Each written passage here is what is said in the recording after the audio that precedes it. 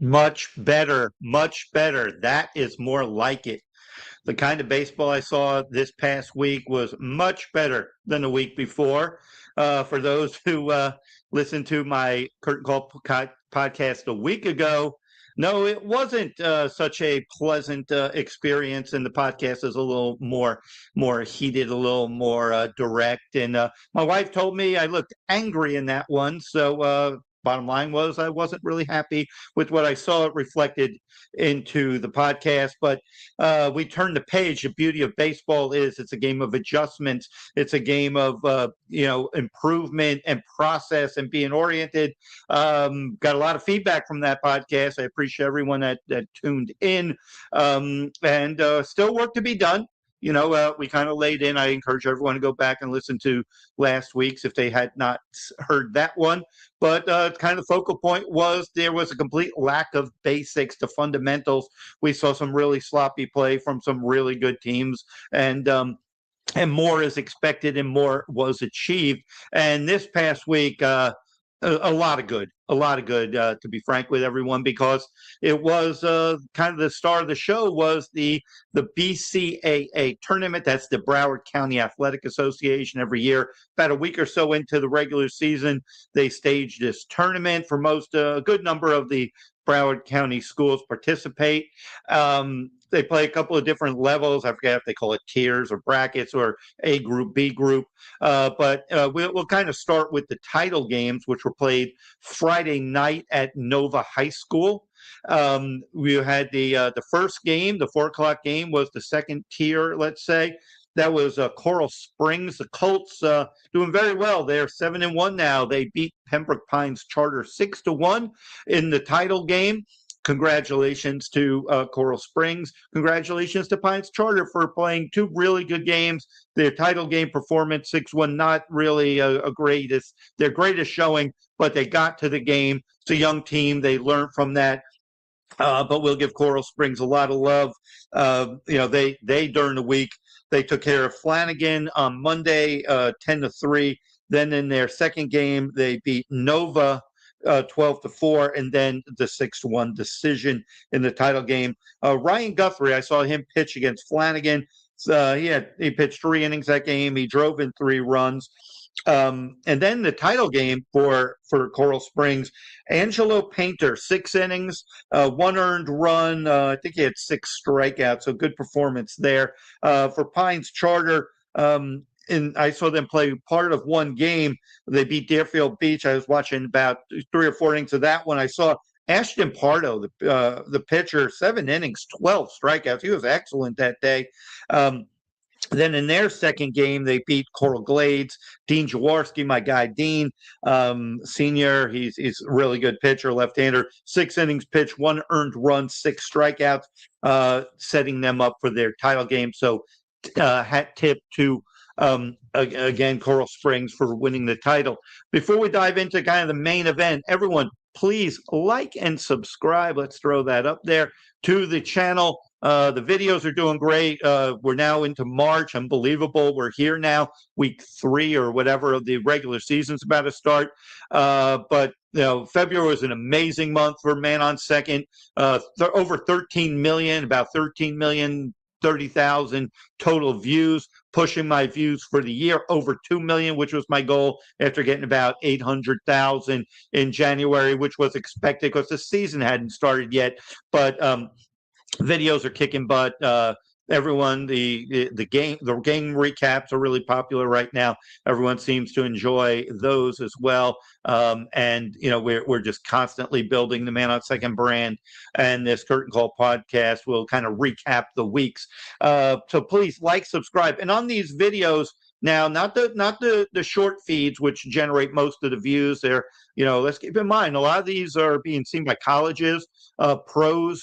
Trust me, the big leagues know about this channel.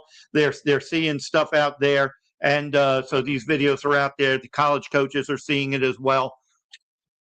We're too big a brand. We're growing. This is now going into kind of year 3 of this. So it's really, I know that the channel officially launched in 2021, but it really got its legs in 2024. So this month I'm going to pass 18 million total views, just dominating the field. really carving a niche with a one-man show with an old guy with an iPhone and some other tricky cameras, and just kind of reinventing it or elevating it, I should say, and providing tons of exposure for our players, because you guys are the star. I'm the one that's just has the eye to see what I'm looking for and post it, and so that's what I love about this channel and how organic and how authentic it is. But in the recaps and videos like this, YouTube has created this thing called a hype button. Obviously, I want everyone to like, subscribe, do all the things you hear, the notifications, all that other stuff. But hype, it's just a tab right there. If you press that, that helps the smaller content creators like me get more of a punching chance against the big boys and girls that are have many more resources to throw at them than me, who's pretty authentic and doing it all in one-man show. So please hit that hype button. And we are going to hype right now the St. Thomas West Broward. We're going to start there. That was just a heavyweight showdown. It was a lot of fun. Again, played at Nova High School, almost 3.5 hours. The game started at 7:30. I got in my car. It was like 11:01. But it was just action-packed, a lot of offense. That's the thing when the pitching's good, but against these offenses, the pitching better be more than good, because these championship caliber teams can put runs on the board in a hurry, and they certainly did. So we'll kind of we'll go backwards with it, but I'm going to start with the main event, which was the title game, won by St. Thomas Aquinas 9-8 in walk-off fashion. Jake Carruthers was at the plate with 2 outs, bases loaded. I think the count was full. Everett Suazo was being a gamer. He pitched like 3 or 4 innings of relief. He was, just giving everything he had. And it just was coming down to either Everett was going to make a pitch and they go to the extra innings, or Carruthers was either going to walk, put the ball in play, get a hit, or whatever. And he did enough. He had a ground ball to short, took a high hop. The throw to first was a little high, and runner scores. Everyone's safe, sets off a huge celebration for St. Thomas Aquinas, and great victory for them. They are now the BCAA main bracket tournament champions of that. For West Broward, talk about it, tough haul. Their 3 games in the teams they were playing were like state champions, like defending state champs. In the semifinals, they beat, or to get to the title game, I should say, they beat Stoneman Douglas. And then in the title game, they had to face St. Thomas Aquinas, which was the 6A champs last year. Stoneman Douglas, the 7A champs. West Broward is 7A, and just a lot of really high level baseball. There's things that stood out, and just kind of the point of these podcasts and noting, as I kind of look with a critical eye and an objective eye and an informed eye, that you talk about the separation between winning the title and not comes down to executing a play or two along the way. And we saw that in the title game. And, I'll note that, 2 guys that got bunts down, one for each team, that led to runs early on. Adrian Bermudez of West Broward got a bunt down.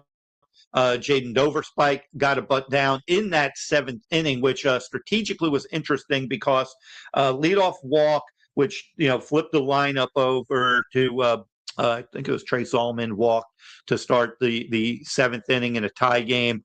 And then Doverspike, who had a hit or 2 in the game, really good at bats, he's called upon to bunt, knowing that Brady Bucksbaum is sitting behind him, a home run threat, and Brady hit a 3-run bomb earlier in the game, that with a man on second and 1 out, they're going to walk Bucksbaum. But St. Thomas did they played the odds, played the percentages, and went that way. Doverspike got the bunt down. They did walk, Bucksbaum,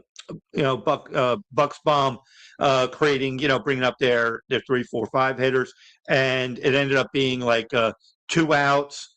I think there was a fly ball, and who was it? Hunter Mercer, I think, hit a fly ball. I liked Hunter Mercer's at bats. The times I've seen that kid play, that kid can swing it pretty good. I think he had a couple of hits in the game, and if he didn't, he hit the ball pretty hard. I think he hit a fly ball to right. Zalman tags, goes to third. Then that puts that first and third. And then I think it was Hayden Robinson. I think he walks to load the bases with 2 outs. Talk about drama. I think the count went 0-2 to Carruthers. Then he gets the count full. I think there was a foul ball or two along the way.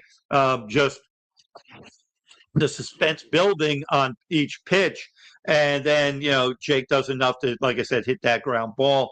I think it was Bucks bumped at second. He just kind of stood in front of shortstop to provide a shield. And then without being interference, then just goes through. Anything, like I said, anything that could possibly go wrong in that, where it's going to be a bang-bang type play anyway, it went in St. Thomas's favor. They did the pile-on. They did the walk-off win. And a good team, really good team. Really, really suspenseful game. As noted early on, Bucksbaum hit a 3-run homer. Reggie Rodriguez, who played well all week, and I'm going to show this. Hopefully, I'm not buffering. I really get mad when this does it. But what Reggie Rodriguez's home run earlier in the game, this is a 3-run homer he hits. If you notice, come on, don't stall on me. Reggie steps up in the box. See that? Look at him right there. Steps up in the box, anticipating off speed, and then jumps on that first pitch offering, which elevated, and just crushes that home run, which is a big moment in the game. And why I love to point that out is that's kind of an old school approach. You don't see it much where the hitter's literally in the box on their own, make the adjustment themselves. Okay, he's going to throw me a changeup, let's say, or a curveball. I'm going to be there and try to catch it before it breaks. So Reggie, like you saw, shuffled those feet. He gives a good bat throw. Not technically the bat flip, just kind of a bat toss. Obviously, the emotions. Big moment, title game.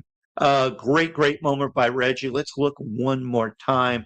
Just like I said, this is old school. This is when my generation was playing, and before that, the guy doesn't throw hard, so step up in the box or choke up or do all these little tricks to try to gain the advantage when isn't used much more. But boy, did that just work out in sync that it's almost like, a defensive back reading the quarterback's eyes and cutting it in front of the receiver and getting the pick six. That kind of reminded me of what Reggie did there. Just brilliant hitting. Let's see it one more time. Again, it's just, I have to ask Reggie when I see him what prompted him to do that. But he certainly made a very interesting call to go up there and try to catch it, ambush that first pitch, and he hit it a long way. It was a no doubter. Everyone you could see is just turning around, looking at it. Great moment for Reggie Rodriguez, who, like I said, I thought Reggie played really well the whole tournament. I saw him play at a very, very high level. Well, he's senior now, seen Reggie and all those West Broward kids who have been there 3-4 years playing at this high level. So, again, just a really good, kind of slugfest game where the pitchers had to give kind of everything they had in that one. Outs were hard to come by. The batters, like I said, just a lot of really good hitters, and they did their thing, making it an offensive display in the championship game. But I want to kind of backpedal it to when West Broward played Stoneman Douglas on Wednesday at Stoneman Douglas, because that was kind of a highlight game. Obviously, title games are title games, but when you talk about just key matchup. That game at Stoneman Douglas Wednesday night, winner was going to go to the championship game. Stoneman Douglas, the number 1 seed. The seeding, from what my understanding, was based on last year's records.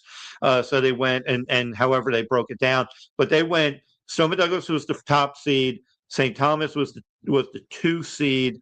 Chaminade Madonna was the 3 seed, and West Broward the 4 seed. A year ago, or the last couple of years, West Broward and Stoneman Douglas, squared off in the title game. This time it was West Broward, coming out in the winning end up at Douglas. And the thing about that matchup was the pitching matchup. That was a showcase. You had Gio Rojas, projected, possible top 5, potentially top 10 round, first round selection, pitching for Stoneman Douglas, and Ivan Sabater, Miami commit. Both of them are Miami commits, but if they're both pitching at this level, they won't end up in Coral Gables. They'll be drafted. But it attracted 20 to 25 scouts, I would say. And I should say evaluators. I know a ton about scouting. It hits home with me. Scouting, a long career, very close with many scouts. And the fact that spring training is going on up in Palm Beach County has 4 big league teams up there in Jupiter, of course, the Marlins and St. Louis Cardinals, and in West Palm Beach for spring training, we got the Washington Nationals and the Houston Astros are there. And then you got, the New York Mets up in Port St. Lucie. Parkland's proximity to Palm Beach County alone lends it that a lot of either area scouts or evaluators from front offices, they see a Gio Rojas matchup.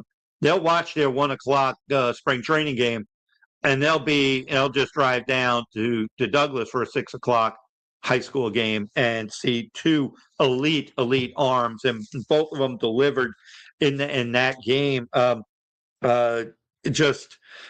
Ivan Sabater, to me, really raised his stock. He's throwing so well anyway, but Ivan I think he struck out I think he went 4+ innings with 7 strikeouts. Gio didn't have his electric Gio stuff, but he's still Gio, and you never really worry about him. There were some good at bats that West Broward had off him.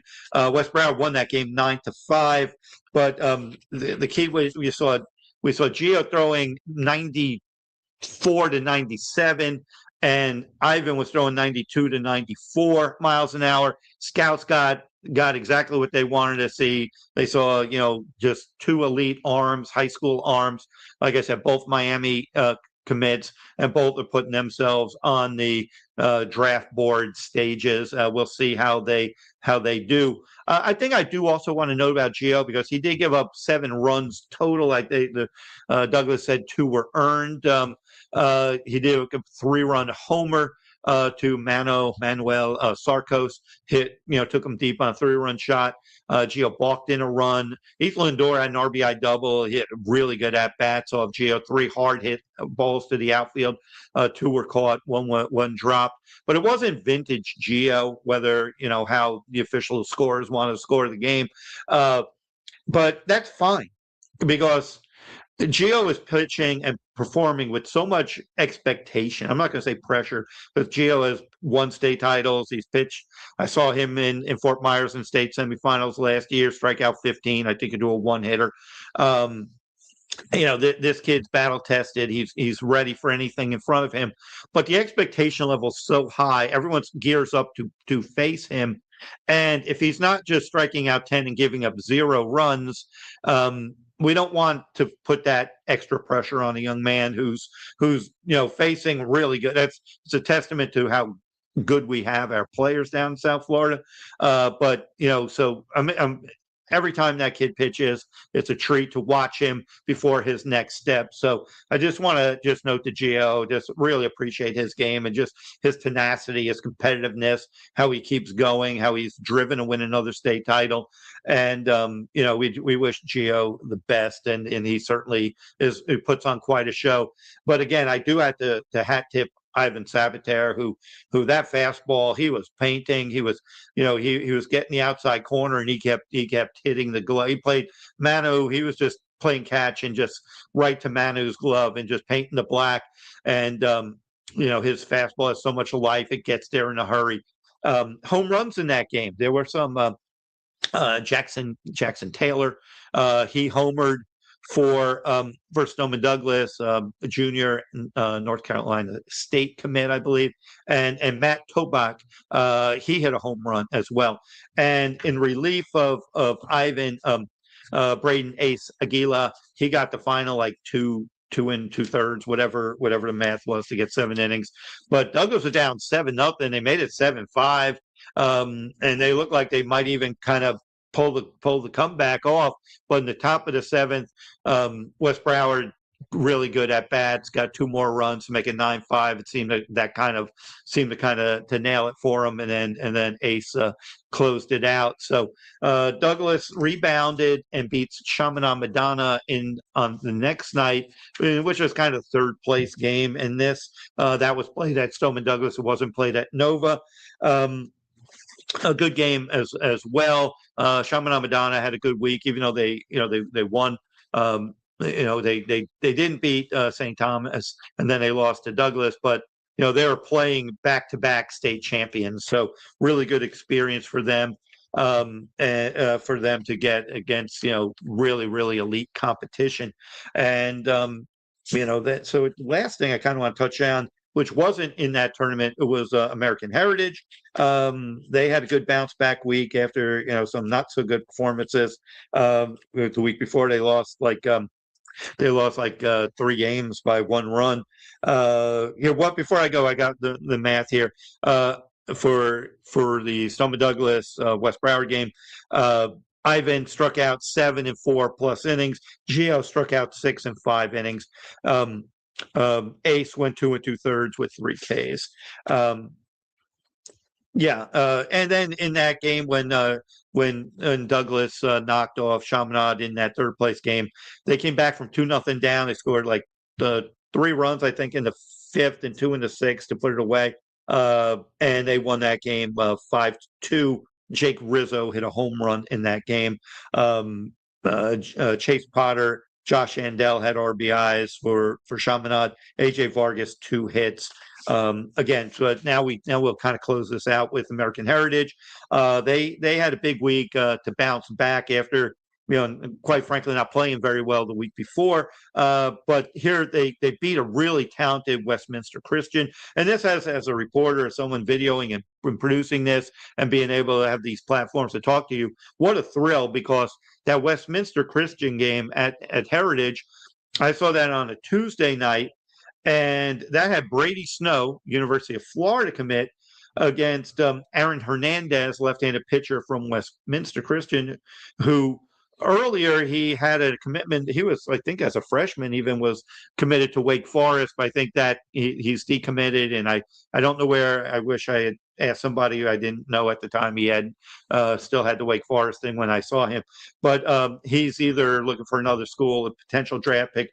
But again, there was a couple of dozen scouts at this game to see Brady. So what a pleasure on back-to-back nights to see Brady Snow, Aaron Hernandez, Gio Rojas, Ivan Sabater, 2 nights in a row, seeing, again, probably close to 20 scouts. The first night, 25 scouts. The second night, Brady Snow was electric, 4 shutout innings. Heritage won that game 4-0, 10 strikeouts. Hernandez, 6 innings. It was nothing game till the bottom of the 6th. He gave up 4 runs, 3 earned. He had 9 strikeouts in that game. Really, really good game. Pitching told the story. And in relief of Brady, Enrique Kike Santos came in, 3 innings, 6 strikeouts. So Heritage is pitchers. Keep in mind, high school ball is 21 outs, 7 innings, 16 strikeouts. So the pitching was outstanding for Heritage. The defense only had to make 5 putouts. When you think about that, that's astonishing. So obviously, if you can do that, you're in a good spot. Good to see Gavin Rubalcaba, the really fine outfielder. He does some pitching as well. Junior, a Duke commit. He came up in that 4-run 6. He had 3-run homer that kind of gave Heritage some breathing room. Angelo Giraldo had an RBI hit to open the scoring after Mark Asensio doubled to lead off the 6th inning. So really, really well played game. Exciting stuff there. Another game I saw was not part of the BCAA tournament as well, and Heritage wasn't part of the tournament as well. I saw NSU, Nova Southeastern University, University School, the high school, not to be confused with college. They beat JC Bermudez Doral 4-3. Matthew Greenberg, 5 innings, 4 strikeouts, only a couple of runs. Mike Drucker, a couple of hits. I like the at bats by Bermudez. Is Diego Maestri had 2 hits in that game, and just some really good at bats. So a lot of fun stuff. A good week. Congrats to the guys for bouncing back. You get my applause, you get my hat tip. I call it straight. If I like it, I let you know. If I don't like it, I let you know. And it's going to be another busy week, and no slowing down because Monday, tomorrow, I'm recording this on a Sunday. We got West Broward's hosting American Heritage. So for West Broward, that's going to be 3 straight games against defending state champs. Obviously, Stoneman Douglas, 7A champs. Like I said, St. Thomas Aquinas, 6A champs. Heritage defending 4A champs. So that should be a really good game, probably with a bunch more scouts. I don't know the pitching matchup, but it probably will be Brady Snow against Ivan Sabat there. But that'll be an afternoon game. If I have time, I'll try to get to Flanagan, Place Pines Charter. That's on my way home. And then Tuesday, Douglas, they got St. Thomas Aquinas, matchup of defending state title champions. And Matter Academy is at Archbishop McCarthy. I'm going to be at that one. It gives me a chance. I don't see Matter. Matter won the 5A state championship last year out of Miami-Dade County. Archbishop McCarthy doing some good things. They beat a really good Somerset Academy team during the week. So look forward to seeing McCarthy again. Don't have the rest of the week mapped out just yet. Haven't looked that far. But everyone, thank you, everyone. Again, thanks for tuning in. Like, subscribe, do all those fun things. Hype. Again, please hit the hype button because we're hyping Man on Second. And we will catch everybody in the next